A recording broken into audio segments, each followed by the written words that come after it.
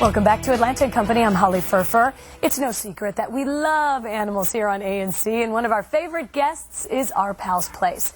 They have some exciting events coming up, and here to tell us about it is Russ Bowles. Welcome back. Thanks. Glad to be back. Been great? Yes. Good New Year? Yes. So tell us about Alex. Now, he is just, look, hello, Alex. He's sweet. What kind of a dog is he? We believe Alex is a German Shepherd, white German Shepherd mix of some sort, and he's about 2 to 3 years old. We rescued him from Cobb County. He was picked up as a stray, and we don't have a lot of history on him other than we just know that he's an extremely nice social dog, does well with other dogs, does well with kids, and will make somebody a great family pet. He is sweet. Now, his disposition is just sweet, kind, playful, like he gets along. He's no problems. No problems at all. No he problems just wants at all. to be loved. Yeah, we have no idea how he does with cats, but other than that, he's pretty good natured. Okay, so I know at Our Pals Place there's so much going on these days, so I want to start talking about some of the events you have. What is our 1 million pennies for pups? What is that? Well, we're trying to collect 1 million pennies. We've started our campaign, and we're trying to get the schools engaged and businesses engaged. All that will go to to help run our facility. We're a total nonprofit agency organization, and basically what we're saying is every penny counts. And we're doing extremely well so far, but we still need a lot of help. So if there's if there's students out there or other businesses that would like to help us, we would welcome all the assistance we could get. So how are some good ways to save pennies and get them to you? What are you telling folks? Well, we're doing several different things. Some of the people are going through their neighborhood, and they're collecting them through their subdivisions. We've got some students that are collecting them through their schools, through their churches.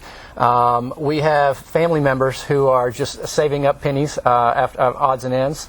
And then we have a few businesses that are helping us out too, that actually have like a collection container sitting on their counter, and they're collecting pennies and coins and whatever else for us. I got a lot of pennies. I'll bring them to you tomorrow. Thank you. And where are some of the collection boxes located? At businesses, or are there specific places they are? Yep, we've got them at New York Deli. There's 2 locations. There's one in the South Atlanta Road and the one in the Vinings. Okay. We'll have one also at the Marietta Wine Market, and then we also have one at the Red Bandana there at Paces Ferry.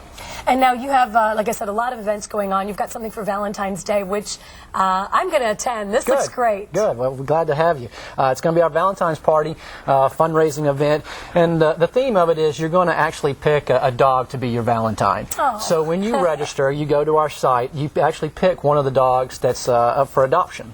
And it's $20 if you purchase in advance, $25 at the door. But essentially when you pick the dog that gets the most Valentines will get a spa treatment with one of our mobile groomers.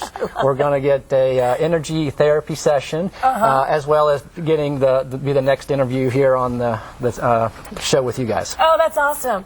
And tickets are on your website? Tickets are on our website. You can register there. It's going to be at the Cocosphere Fine Arts Gallery. It's a really, really fun place. We'll have live jazz music. We'll have food and drinks, wine, beer, light hors d'oeuvres. We'll also have a scavenger hunt, artwork scavenger hunt. We've got raffles. So it should be a very, very fun event. A lot of stuff planned. Now, if it is Valentine's Day, so a lot of people may already have plans, but can they still have a date if you can't actually attend? Yes, you can still go on. You can still actually choose a dog, make a donation. So if you can't attend, you can still donate to the organization or to the event. And you have a program where you can sponsor pets, though, right? Yes, we do. And that's the pet sponsor program. Is basically what you're doing is you're paying for the vetting care, the food, anything that's associated with the care of the dog while he's at our facility is basically what you're paying for. So you can go up to our site, see which dogs are available, and if you so choose one, I mean, it helps out quite a bit. Now, one of the things I wanted to ask you, because you deal a lot with animals, pets, it's getting so cold. I mean, we know how cold it's been the past few weeks with snow and the ice. Remind us how we should care for our pets, especially during these cold weather nights. Yeah, well, we definitely want to make sure that they have some type of cover. We say bring them inside. That's where we want them. But at least you got to provide them some kind of shelter.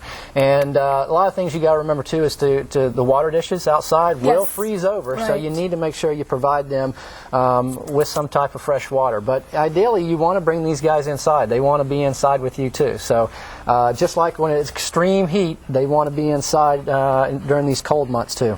Now, we have an email question that we want you to answer before you go. It comes from one of our ANC viewers named Sport. And it says, I have a 7-year-old yellow lab who, like most labs, is always happy to see his owner. The problem I've encountered is my lab doesn't realize that he's over twice the weight of my 3-year-old son. My lab will come running at me full speed when he first sees me, and unless I play defense and get between the two, I'm always afraid that my dog will knock my son down.